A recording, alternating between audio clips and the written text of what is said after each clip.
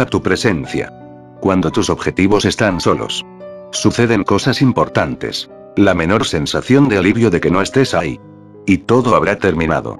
Familiaridad y sobreexposición son la causa de esa respuesta. Sé esquivo.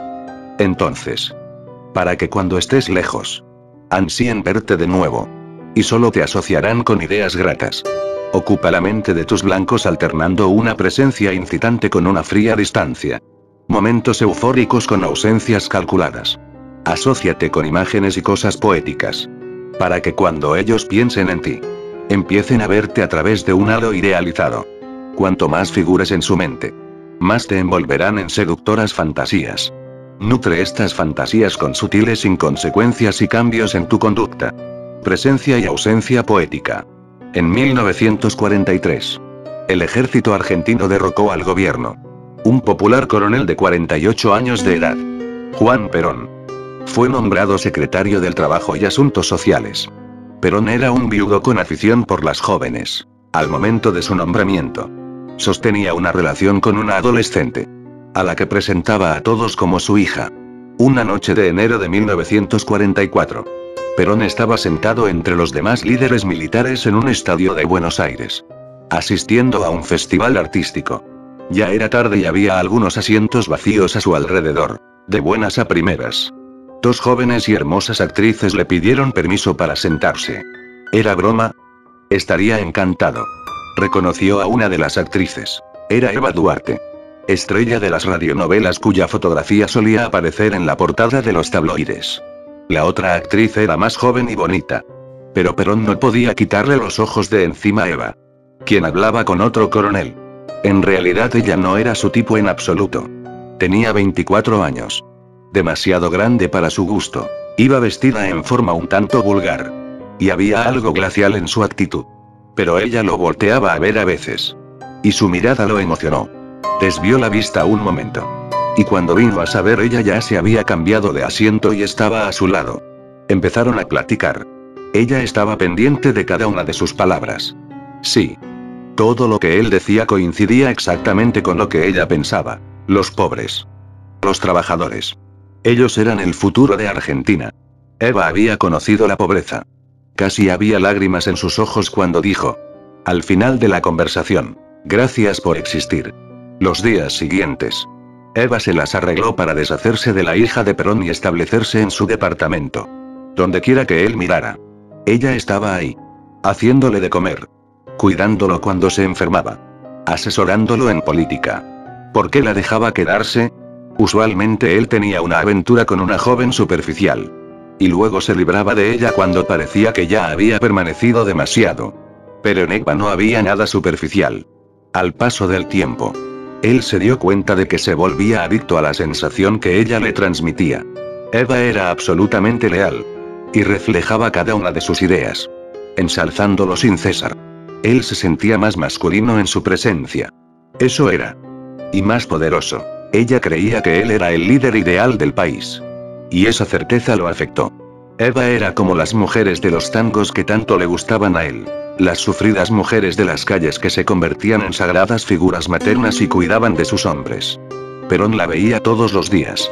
Pero nunca sintió conocerla por completo. Un día sus comentarios eran algo obscenos. Y al siguiente ella era la dama perfecta. Le preocupaba una cosa. Ella quería casarse. Y él jamás podría hacerla su esposa. Era una actriz con un pasado turbio. Los demás coroneles ya estaban escandalizados por su relación con ella.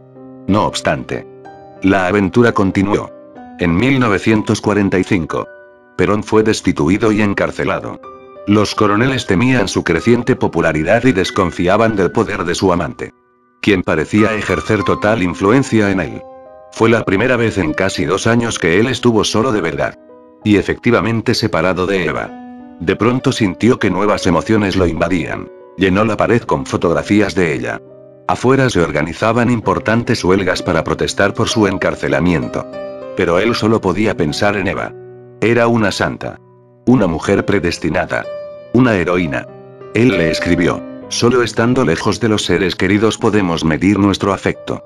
Desde el día que te dejé, no he podido calmar mi triste corazón. Mi inmensa soledad está llena de tu recuerdo. Esta vez prometió casarse con ella. Las huelgas crecieron en intensidad. 8 días después, Perón fue liberado. Pronto se casó con Eva.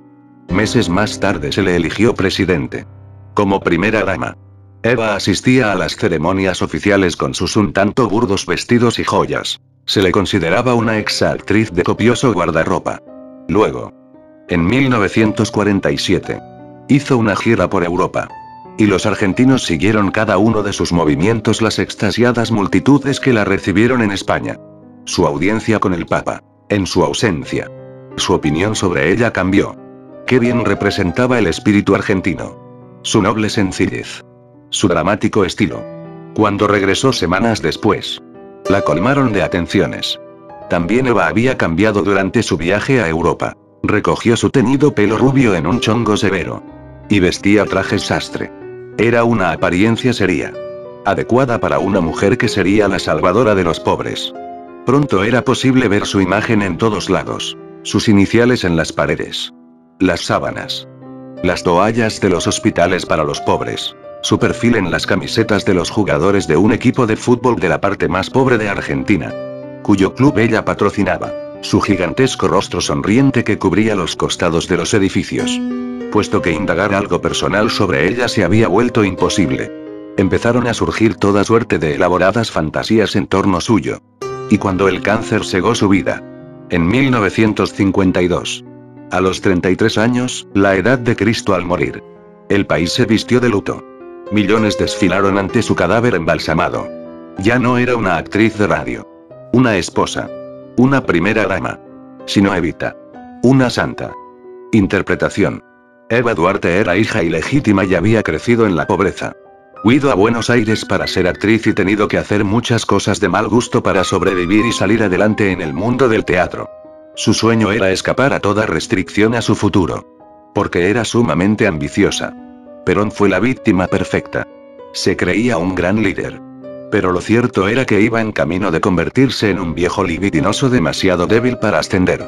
Eva inyectó poesía en su vida.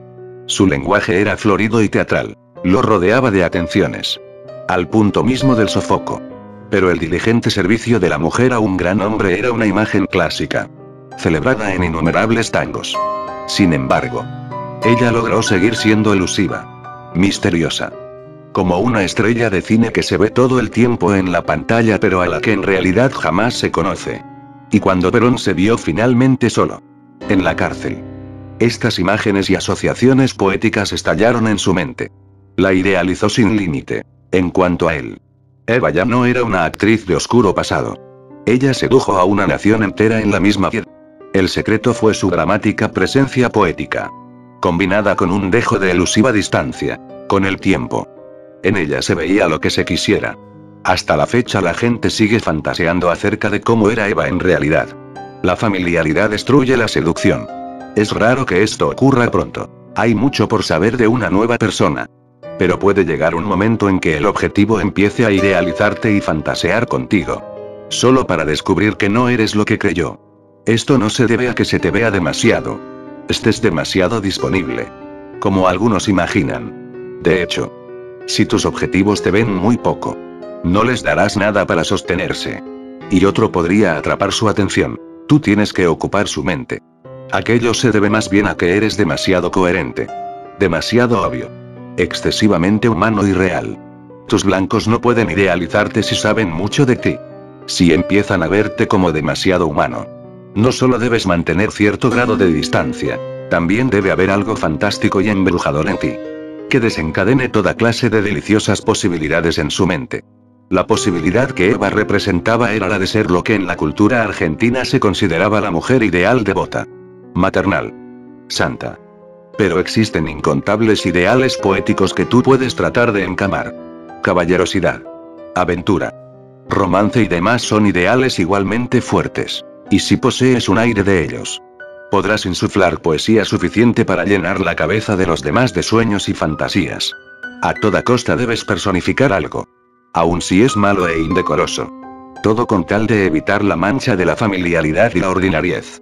Lo que necesito es una mujer que sea algo. Cualquier cosa. Muy bella o muy buena o, en último caso, muy mala. Muy ingeniosa o muy tonta. Pero algo. Alfred Mase. Claves para la seducción. Nuestro concepto de nosotros mismos es invariablemente más halagador que la realidad. Creemos ser más generosos, desinteresados, honestos, buenos, inteligentes o bellos de lo que en verdad somos. Nos es muy difícil ser honestos con nosotros sobre nuestras limitaciones. Tenemos la desesperada necesidad de idealizarnos. Como apunta la escritora Angela Carter, preferiríamos alinearnos con los ángeles que con los primates superiores de los que en efecto descendemos. Esta necesidad de idealizar se extiende a nuestros enredos románticos. Porque cuando nos enamoramos, o caemos bajo el hechizo de otra persona, vemos un reflejo de nosotros.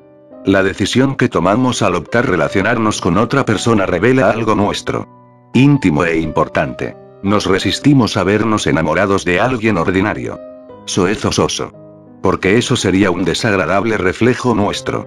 Además, solemos enamorarnos de alguien que de alguna manera se parece a nosotros. Si esa persona fuera deficiente o, peor aún, ordinaria, pensaríamos que hay algo ordinario y deficiente en nosotros. No. El ser amado debe sobrevalorarse e idealizarse a toda costa. Al menos en bien de nuestra autoestima. Aparte, en un mundo cruel y lleno de desilusiones, es un gran placer poder fantasear con la persona con que te relacionas. Esto facilita la tarea del seductor. La gente se muere por recibir la oportunidad de fantasear contigo. No eches a perder esta oportunidad de oro sobreexponiéndote, o volviéndote tan familiar y banal que tu objetivo te vea exactamente como eres. No tienes que ser un ángel, o un dechado de virtudes. Eso sería muy aburrido. Puedes ser peligroso, atrevido, incluso algo vulgar, dependiendo de los gustos de tu víctima. Pero jamás ordinario o limitado. En poesía, a diferencia de la realidad, todo es posible. Poco después de que caemos bajo el hechizo de una persona, formamos una imagen en nuestra mente de lo que ella es y de los placeres que podría ofrecernos. Al pensar en ella estando solos, tendemos a idealizar cada vez más esa imagen. El novelista Stendhal, en su libro del amor, llama a este fenómeno cristalización. Y cuenta la historia de que, en Salzburgo, Austria, se acostumbraba a arrojar una rama sin hojas a las profundidades abandonadas de una salina en pleno invierno. Cuando la rama se sacaba meses después, estaba cubierta de cristales espectaculares. Esto es lo que sucede con el ser amado en nuestra mente. Pero, según Stendhal, hay dos cristalizaciones. La primera ocurre cuando conocemos a la persona. La segunda, y más importante, sucede después. Cuando se filtra un poco de duda. Deseas a la otra persona, pero ella te elude. No estás seguro de que sea tuya.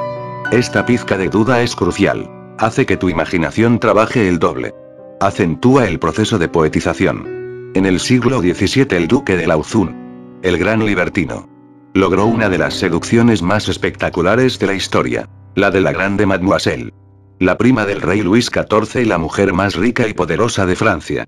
Él espoleaba su imaginación con breves encuentros en la corte, dejándole ver destellos de su ingenio, su audacia, su afable actitud. Ella dio en pensar en él cuando estaba sola. Luego comenzó a tropezar más a menudo con él en la corte. Y tenían breves conversaciones o paseos. Al terminar estas reuniones, la grande Mademoiselle se quedaba con una duda: ¿le interesó o no? Eso hacía que quisiera verlo más.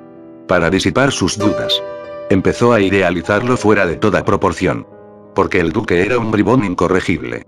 Recuerda, si eres fácil de conseguir, no puedes valer gran cosa. Es arduo poetizar a una persona tan ordinaria. Sí. Tras el interés inicial, dejas en claro que no estás asegurado copyright. Si incitas una pizca de duda, tu objetivo imaginará que hay algo especial, honroso e inalcanzable en ti. Tu imagen cristalizará en la mente de la otra persona. Cleopatra sabía que en realidad no era distinta a cualquier mujer. Y de hecho su cara no era particularmente hermosa. Pero también sabía que los hombres tienden a sobrevalorar a una mujer. Basta entonces con insinuar que hay algo diferente en ti para que se te asocie con algo grandioso y poético. Ella hizo saber a César que procedía de grandes reyes y reinas del pasado de Egipto. Con Marco Antonio creó la fantasía de que descendía de la propia Afrodita. Estos hombres retozaban no solo con una mujer tenaz, sino con una especie de diosa. Quizá hoy sea difícil forjar esas asociaciones. Pero la gente sigue obteniendo enorme placer de asociar a los demás con algún género de figura fantástica de su infancia. John F. Kennedy se presentaba como una figura caballeresca, noble, valiente, encantador. Pablo Picasso no era solo un gran pintor con sed de jóvenes mujeres. Era el Minotauro de la leyenda griega. O la diabólica figura embaucadora que tanto seduce a las damas. Estas asociaciones no deben hacerse pronto. Solo son eficaces una vez que el blanco ha empezado a caer bajo tu hechizo. Y es vulnerable a la sugestión. Un hombre que acabara de conocer a Cleopatra habría considerado ridícula su asociación con Afrodita. Pero alguien que se enamora creerá casi todo. El truco es asociar tu imagen con algo mítico. Por medio de la ropa que usas. Las cosas que dices. Los lugares a los que vas. En la novela de Marcel Proust En busca del tiempo perdido, el personaje de Swann se ve gradualmente seducido por una mujer que en realidad no es su tipo. Él es un esteta. Y adora las cosas más exquisitas de la vida. Ella es de clase inferior. Menos refinada. Incluso de mal gusto. Lo que la poetiza en su mente es una serie de eufóricos momentos que comparten. Momentos que en adelante él asocia con esa mujer. Uno de ellos es un concierto en un salón al que ambos asisten. En el que él se embriaga con una pequeña melodía de una sonata.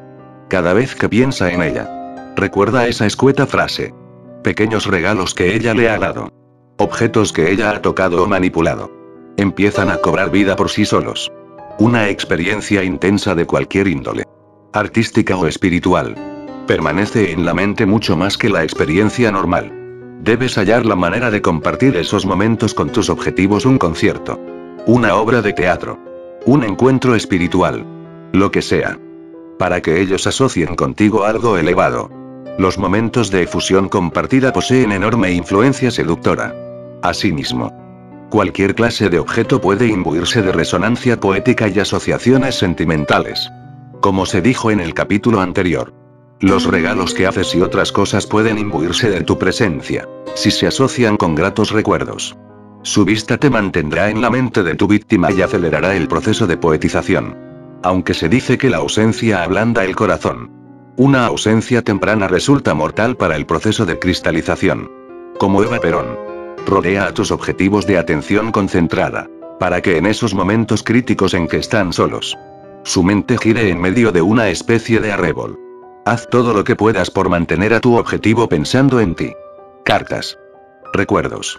Regalos. Encuentros inesperados. Esto te da omnipresencia. Todo debe recordarle a ti. Finalmente, si tus blancos han de verte como algo elevado y poético, hay mucho por ganar si los haces sentir elevados y poetizados a su vez. El escritor francés Chateaubriand hacía sentir a una mujer como una diosa. Tan poderoso era el efecto que ella ejercía en él. Le enviaba sus poemas, que ella supuestamente había inspirado, para hacer sentir a la reina Victoria lo mismo una mujer seductora que una gran líder. Benjamín Disraeli la comparaba con figuras mitológicas y grandes predecesoras. Como la reina Isabel I. Al idealizar de esta manera a tus objetivos, harás que ellos te idealicen a su vez. Pues debes ser igualmente grande para poder apreciar y percibir sus excelentes cualidades. Asimismo, se volverán adictos a la elevada sensación que tú les procuras. Símbolo. El halo. Lentamente. Cuando el objetivo está solo, empieza a imaginar un leve fulgor en torno a tu cabeza, formado por todos los placeres que puedes ofrecer. El resplandor de tu intensa presencia. Tus nobles cualidades. Ese halo te distingue de los demás. No lo hagas desaparecer volviéndote familiar y ordinario. Reverso. Podría parecer que la táctica contraria sería revelar todo acerca de ti. Ser completamente honesto sobre tus defectos y virtudes. Este género de sinceridad fue una cualidad de Lord Byron. Casi se estremecía al revelar sus rasgos horribles y repugnantes. Al grado de, ya mayor, contar a la gente sus relaciones incestuosas con su media hermana. Esta clase de intimidad peligrosa puede ser muy seductora. El objetivo poetizará tus vicios. Y tu honestidad con él empezará a ver más de lo que tiene frente a sí. En otras palabras, el proceso de idealización es inevitable. Lo único que no se puede idealizar es la mediocridad. Pues no existe nada seductor en ella.